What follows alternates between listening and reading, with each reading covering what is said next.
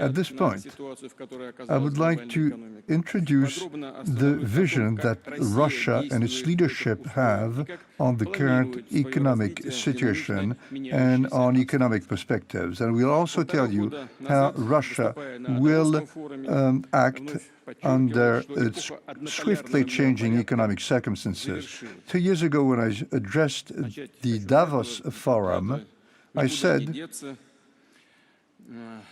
that the monopolar order was ended. It was ended even though there were many attempts to keep it by all means possible. This is a historical, natural movement. Indeed, it is quite difficult to combine cultural and economic variety with a single standard. Now, some standards are being imposed from a single center, but that won't work. And the problem, the issue is that there is a wrong concept. You see, if only strong powers take all the decisions, it won't work.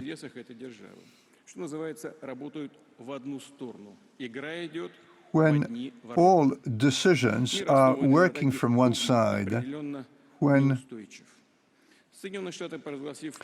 all decisions are going just one way. The US have pronounced their victory during the Cold War, and they saw themselves as missionaries of God on this earth. And they have interests which they see as sacrosanct. But they did not notice that over the last 10 years, throughout the world, new centers, new powerful centers have emerged. And those powerful centers are developing their own institutional and economic growth models. They have a right to defend their national solidarity. So we are talking about natural processes. Those are tectonic changes affecting the world economy and the whole international relations system, where the role of dynamic states with growing perspectives, those are nations we can no longer ignore. Those changes are critical, fundamental, and undeniable. We cannot just sit down and wait for things to go back to their earlier state. This won't happen. But it looks as though some Western national leaders remain focused on their illusions, and they hang on to ideas from the past. They believe that Western domination of the world economic system is eternal. It is not. They are in denial of reality. They're trying to oppose the stream of hope. They are camping on their own illusions. They are deluding themselves that they are the states of what's called the golden billion. And they look at the rest of the world as their colonies, and the people who live in those countries are seen by them as second category human beings. This is what leads to that desire to punish those that don't fit their ranks, that don't want to obey. Also, they contravene their own ethical principles, and they challenge when they challenge the sovereignty of some nations. For instance, Yugoslavia, Syria, Libya, Iraq, and those are but a few. There are many more. Now, attempts are made to isolate states that go against their opinions. Even their sports, even the Olympic Games, even culture are banned because of where they come from. And this also applies to sanctions against Russia that are unfounded. and that are not sensible. The speed is unbelievable. Those are unprecedented sanctions. So they are trying to devastate the Russian economy. They're trying to strike finances, industry, and the standard of living of Russians. But they won't pull it off. Quite obviously, they won't pull it off. Russian entrepreneurs, Russian power institutions have worked in a unique way. Russian citizens have displayed their unity, and we managed to stabilize the financial markets, banking markets. We reinjected liquidity in the market. We secured the stability of industry, and we secured the safety of working places for workers. So disastrous predictions did not lead anywhere. Now, we understand where those predictions came from. Those predictions regarding the dollar that was supposed to rise, predictions regarding the collapse of our economy. Those were attempts to psychologically pressure business circles. Furthermore, some of our businesses and their leaders did believe those disastrous predictions. However, I would like to underscore once more that we must be honest. We must be realistic when we draw conclusions. We must believe in our own forces. This is quite critical. We are strong. We can face up to any threat. We can solve any challenge. The several-time millenarian history of our country is a proof of that. 3 months have gone by after those unprecedented sanctions were slapped on us. But we managed to lower inflation. We only at 16.7% of inflation. As you know, our economic situation is being stabilized and our finances are stable. I would like to draw some comparisons with other regions. Clearly, you could say 16.7%, that's huge inflation rate from a world point of view, from a global point of view. However, in the current situation, it is not so bad. We had a deficit of 3 billion rubles, but we have now a positive national budgetary situation, and it more than quadrupled the predictions that we had. So this made it possible for us to rebuild and to refound our internal markets. As I said before, we took specific targeted measures to re-inject liquidity into the economic activity of our companies. And all that took place during the second quarter. Currently, national companies have a lot more flexibility to operate during the third quarter. Now, as regards the payment of insurances, they can be delayed, and they can be spread over 12 months starting in June of next year. We also lowered mortgage rates in May, and they are currently at 9%. We extended those low-rate support programs in order to allow Russians to keep on investing. Furthermore, banking interest rates in Russia go on being lower. Our central bank is lowering its interest rate. And I think it should be lowered even once more regarding, I'm talking about the mortgage rate, down to 7%. Now, I wanted to call your attention to a different point. The initiation of programs will last, these programs will last for the same period. And so at the end of this year, we will get somewhere. And the maximum amount of credits is 12 million rubles for Moscow and St. Petersburg and 10 million rubles for the rest of the country.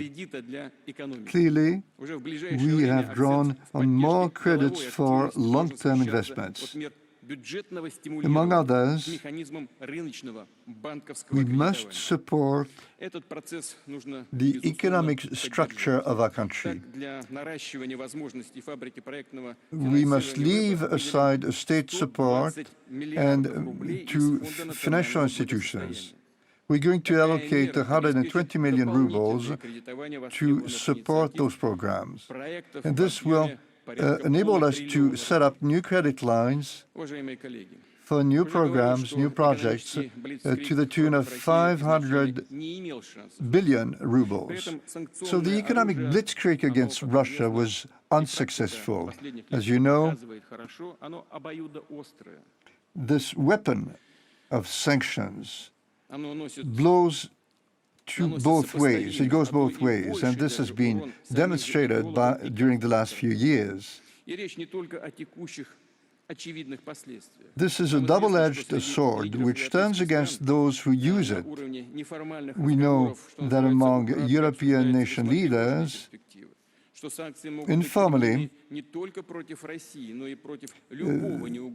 worrying perspectives are being thrashed out. They say that they're going to set up those sanctions not just against Russia, but also against all of those that fly against their policies, including members of the European Union.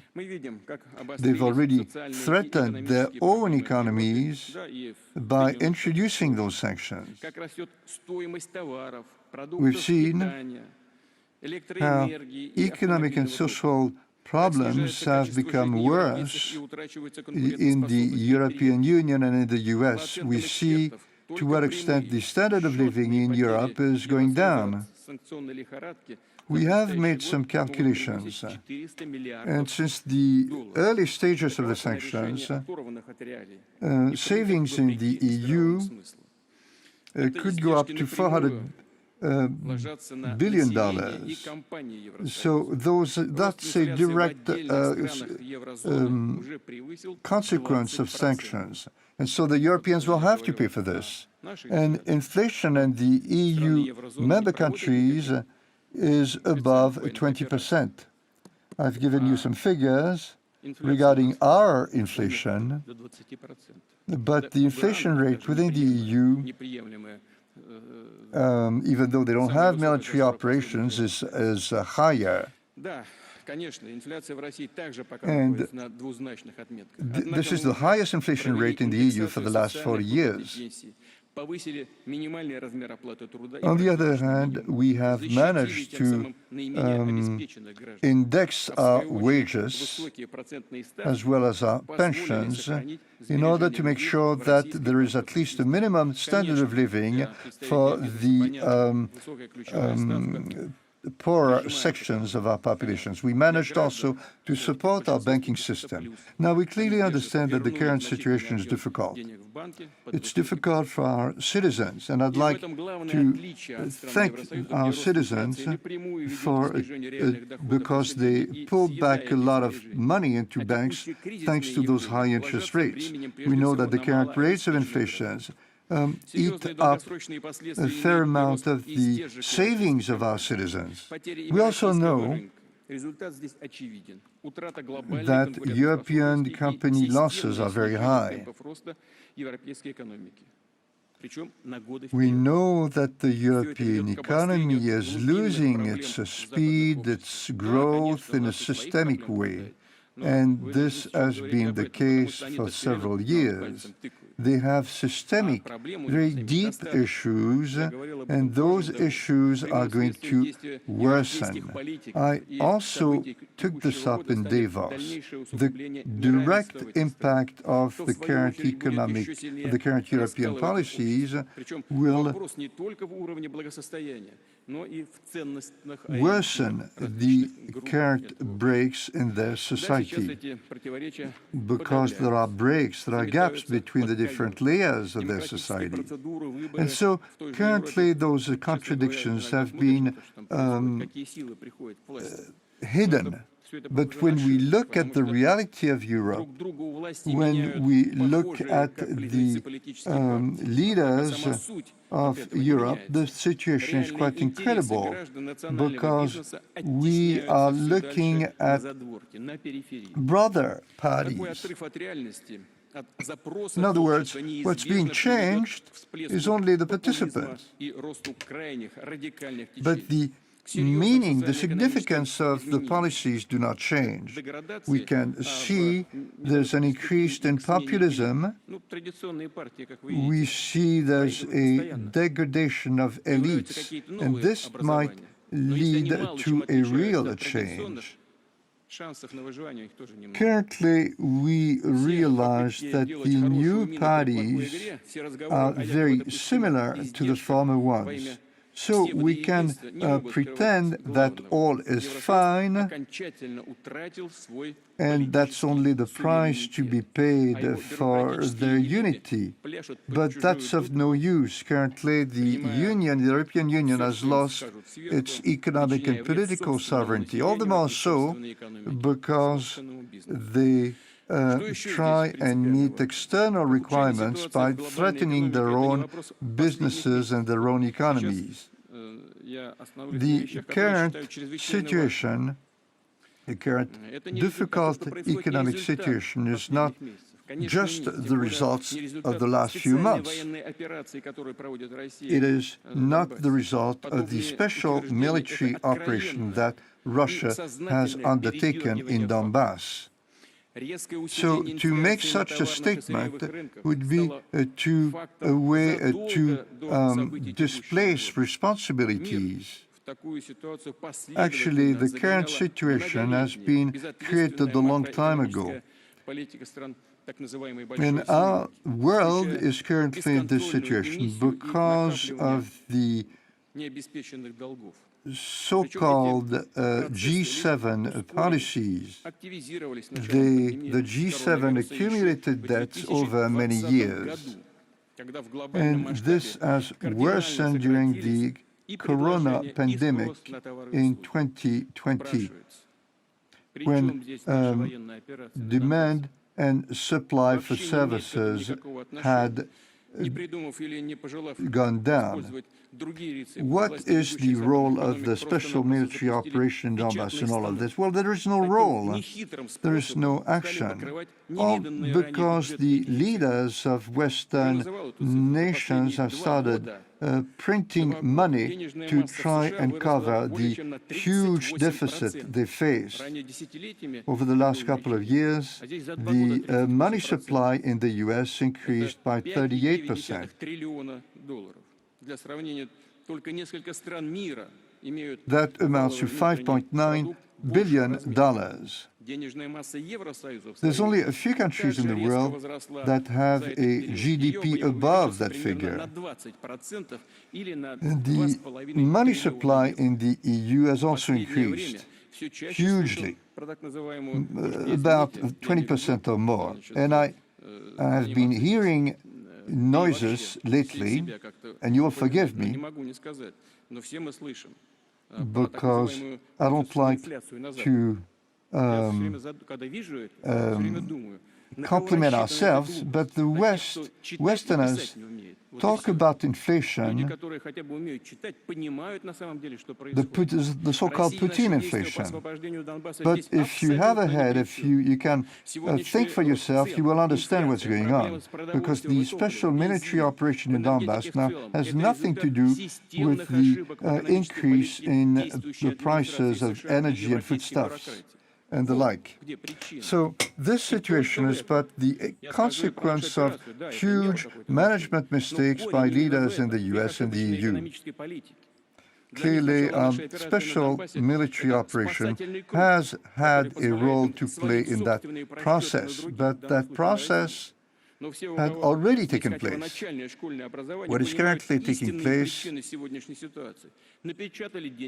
is a threat. Actually, what they're saying, we are not responsible for using those financial resources and the financial resources that were not managed properly. Now, you may ask, where did those hundreds of million of money that was printed, where did it go? When they were printing money, they didn't think about that. But currently, they realize that they only have very little money left. In 2019, imports to the US was to the amount of $200 billion per month. Currently, it's up to $350 billion. And this increase was to the tune of 40%. So this is more or less the same amount of money that was printed over the last couple of years, and that was spread on the markets of third countries. I would like to add that the US were huge foodstuff suppliers on world market, global markets. They have a long farming tradition, quite exemplary for us as well. That's the way it was, but currently they have changed a lot in a very basic way. Currently, the US have turned into an importer of foodstuffs. They buy foodstuffs throughout the world. And they keep on increasing their imports. But it's even more obvious in the EU countries. They have set off a wave of shortages and inflation over the last couple of years. Almost all foodstuffs, the prices have gone up, not just primary resources, but mostly foodstuffs. Obviously, the US and the EU keep on importing, but the gap between imports and exports has changed. Currently, imports is 13 billion more than exports. In February of this year, the import index of foodstuffs was set at 50%, while the import index of all commodities has more than doubled. So why do you keep on trading commodities against euros or dollars that are losing value? So what can be done? This non-unreal economy is going to turn into an economy which is grounded in facts, in reality. Currency currently circulating is losing value by about 8% per year. All the more so that this money can be confiscated or stolen. For instance, if the US don't like something in the policy of another country, they will just deprive that country of that money. You know that several states keep their financial resources in dollars. They are denominated in dollars. So this is only a very objective analysis. You know that in the coming years, we will have a conversion mechanism of existing conversion of existing currencies, and not just Russia, other countries as well. It will relate to foodstuffs, to raw materials, and it will weaken the dollar even more. Now, clearly, the rise in prices and the current policies is lacking in vision. So this will keep on raising the prices of energy sources. So I'd like to repeat what I said. For quite a while, way before the beginning of the special military operation, those prices started to rise. So we shouldn't be accused of being guilty of that. Their policies have also triggered a slowdown in fertilizers, especially nitrogen-based fertilizers, because those prices have gone up by 60% over the last 12 months. Currently, the logistics of fertilizer exports from Russia by Belarus is being blocked, and the situation is increasingly difficult. We don't know where that's going to take us. It might lead to a decrease in the production of foodstuffs, so there will be shortages. Prices will go up even more, and the poorest countries will suffer the most. This is all the responsibility of the US and EU bureaucrats. This is not, once again, because of what transpired a few months ago. It's not because of Russia, as was said by demagogues.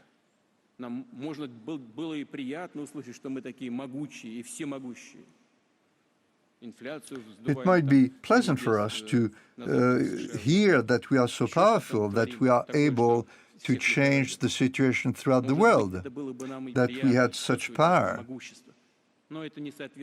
It might be nice to hear, but that's not the reality. This current situation has been rising over the last few years, and it was created by the lack of vision of those who made decisions within financial institutions to change financial flows, to create even more deficit, and to set off humanitarian disasters in some regions. Once again, this is a rehash of colonial policies, but with a finer definition. Because you cannot really understand what's taking place at first sight, at first blush. But now we must secure the survival of those countries that depend on the production of other countries in order to survive. And Russia can secure enough foodstuffs and contribute those foodstuffs for our internal markets. We can also raise foodstuff exports, and we're going to export to countries that are the most in need of food, where there is a risk of famine. Some countries in Asia and in the Middle East, mostly. Of course, there are difficulties emerging that are not connected with our positions, quite obviously.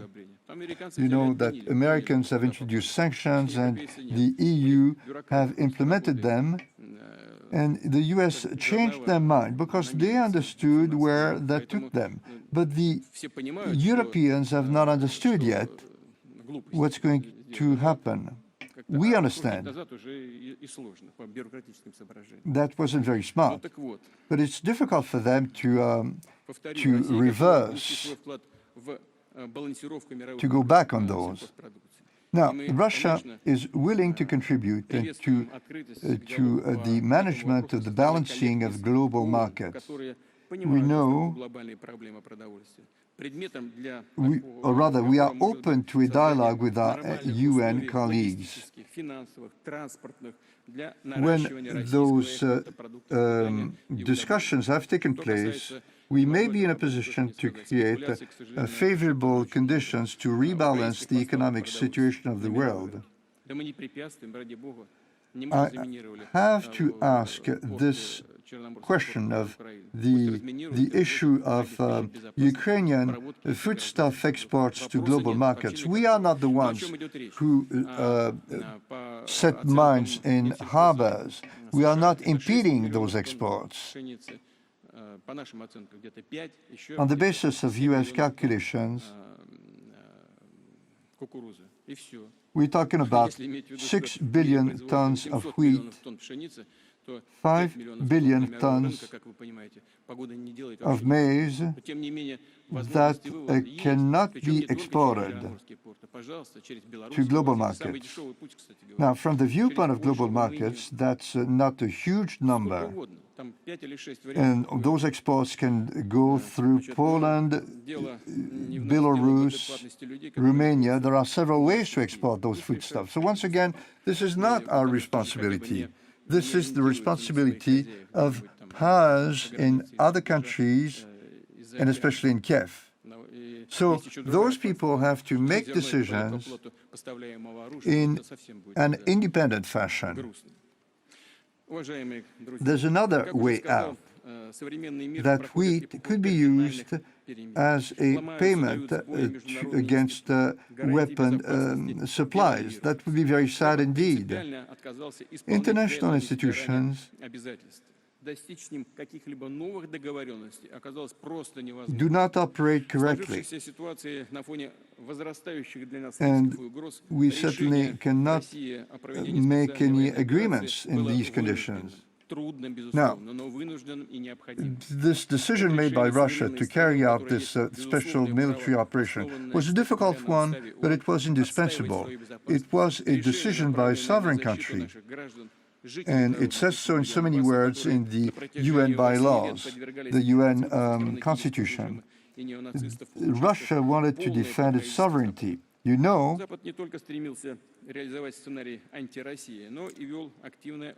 that Russians were under threat of genocide for several years. You know that the West kept on building up its military presence in Ukraine. As regards the economic situation of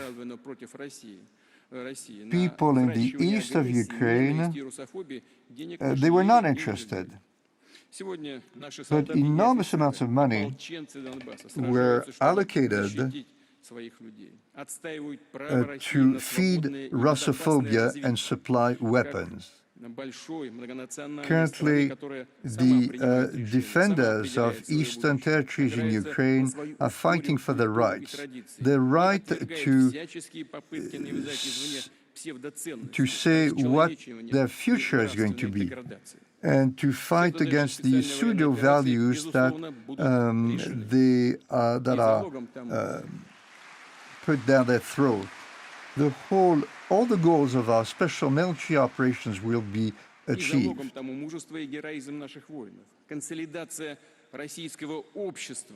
And the reason is the courage and the heroic values of our men and of our society that supports our army, our forces, because they understand the historical truth that we support. We want to support and defend the sovereignty of our state. In the 21st century, sovereignty cannot be partial.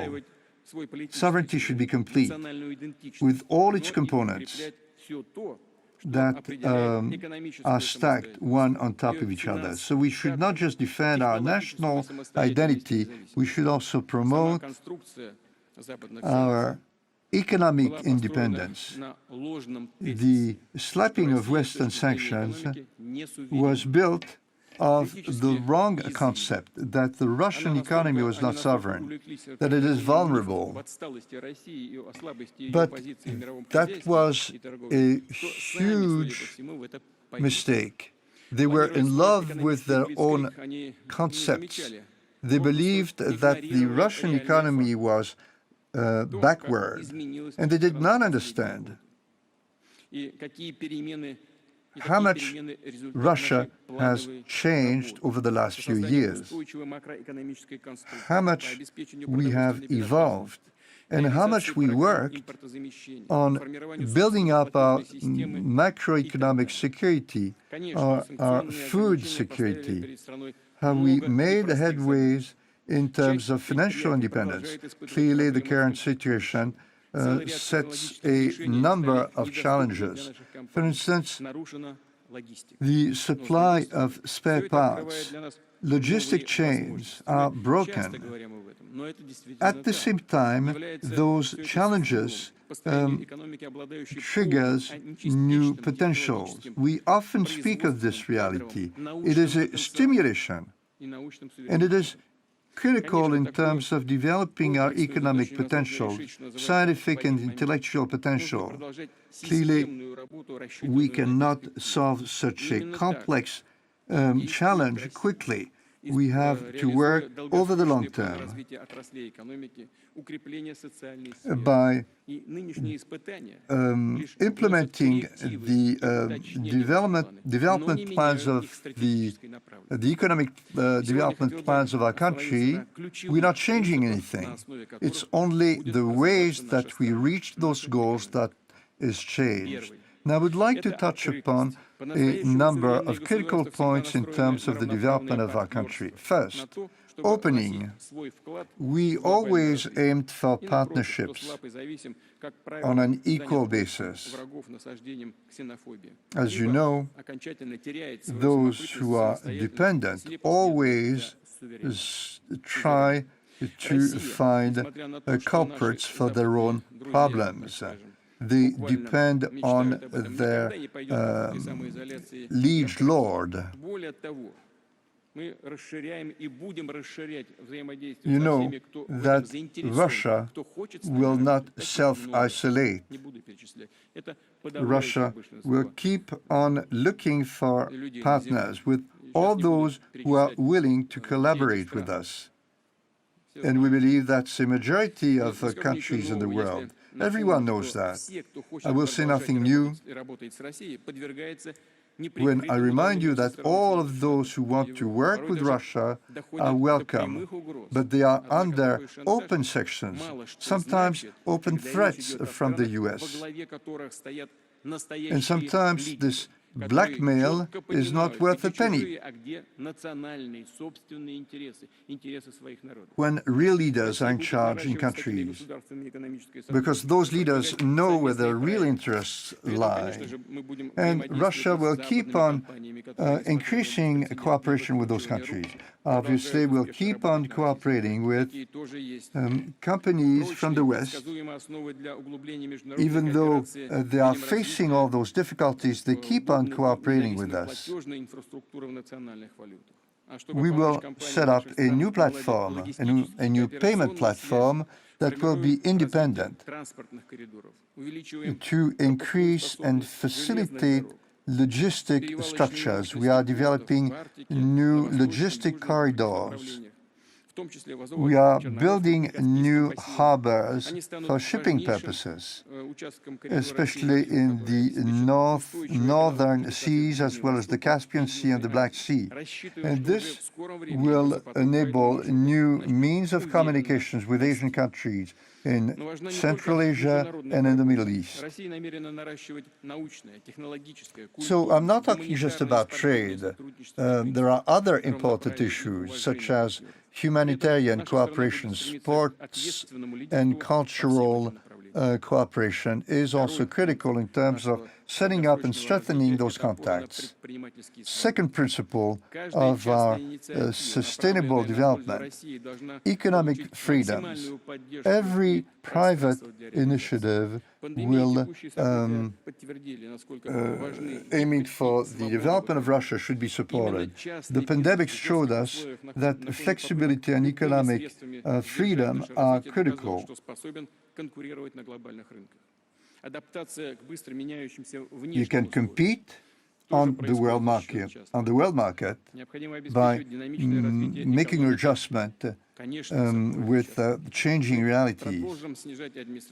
We must make sure that the development of the economy is based on private companies. You know that there was a moratorium on the payment vehicles of private companies until 2018. We extended that into 2021. You know that we have still decreased the checks on all private business representatives. But this is on the condition that it doesn't threaten the environment. So increasingly, there is less pressure on private companies. We have decreased taxes 6 times last year. Why? Because of the trust that we have in private companies. They have become even more self-responsible. It shows that Russian companies have become mature. So let's understand that we have still a strong motivation to increase the level of trust vis-à-vis private businesses. And we decided to ban the verification system of all Russian private companies that are not connected with any threat to health. Everyone will understand that we want to plump for an approach which takes risks into account. I want to ask business leaders to develop programs that will minimize wrongdoing and other infringements. We are currently working on laws, economic laws, and criminal law terms related to economic activities. In the near future, we're going to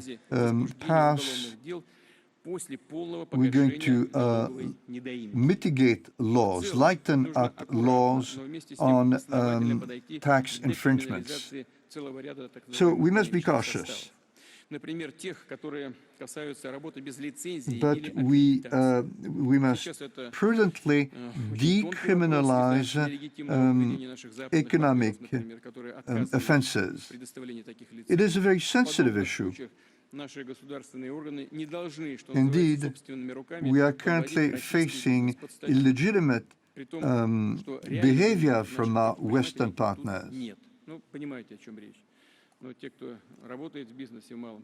And so the upshot is that Russian businesses cannot comply with agreements. But we fully understand that they behave this way because they don't have any other way to do it. There's no other option. We should also think in terms of relaxing sanctions, tax sanctions.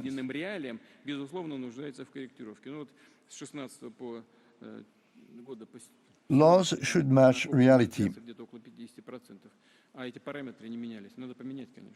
We have been working on this since 2016, especially as regards inflation. Finally,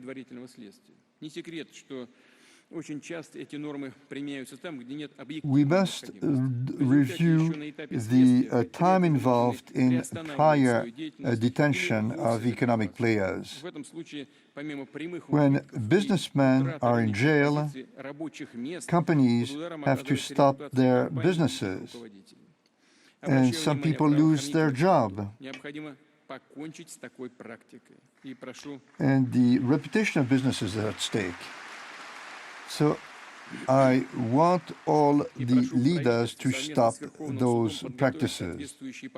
And I want to ask governments to work with the Supreme Court and hammer out amendments to laws with respect to that. As regards the Security Council,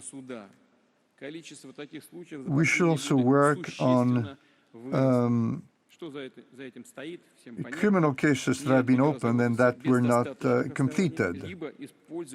Some cases have been opened without any foundation. All those cases are used to put pressure on economic players. So we're going to thrash this out more in detail this fall. Undoubtedly,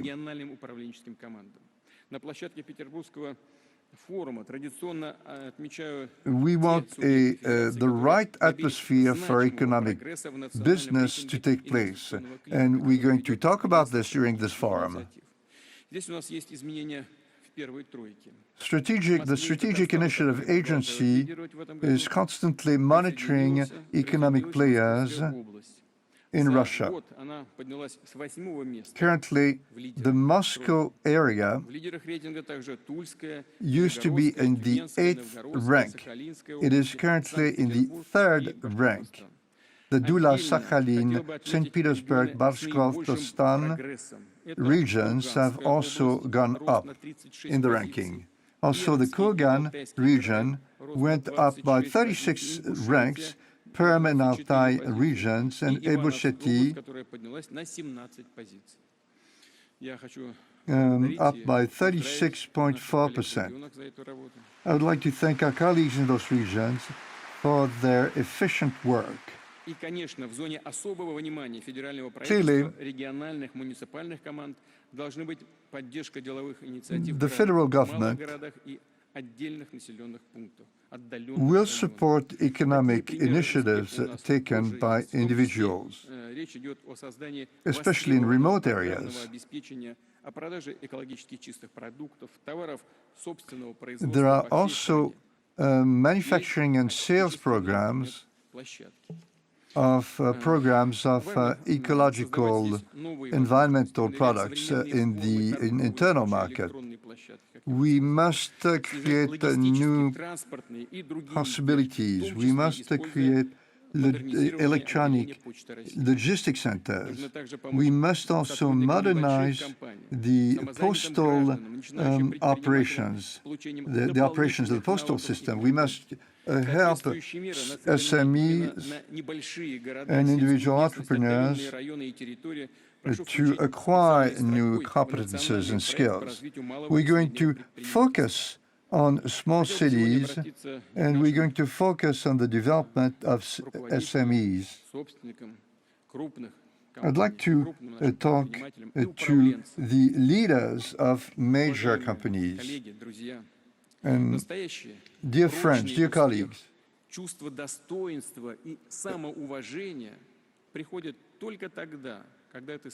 our real success is this feeling of dignity and self-respect. But that can be acquired only when you look at the future and the future of our children and the future of our motherland. We will maintain our relations with several company leaders. I know your mindset. On several occasions, I heard that you want not just to make benefits, and I agree, because business is about changing life. It's about changing the country. It's about serving society. This is the meaning of life, and this is the meaning of our work. The latest developments only confirmed that it is at home that we feel best. Those who didn't want to hear that have lost thousands, millions, sometimes billions of dollars in the West. They believed that that was a safe haven for their money. There was a safe haven for their money, but that was not the case. So I'd like to talk to those who are not here. Do not make the same mistakes. We have huge potential. Invest in our country. Invest in the creation of new jobs, the development of infrastructure, support schools, support culture, education, art.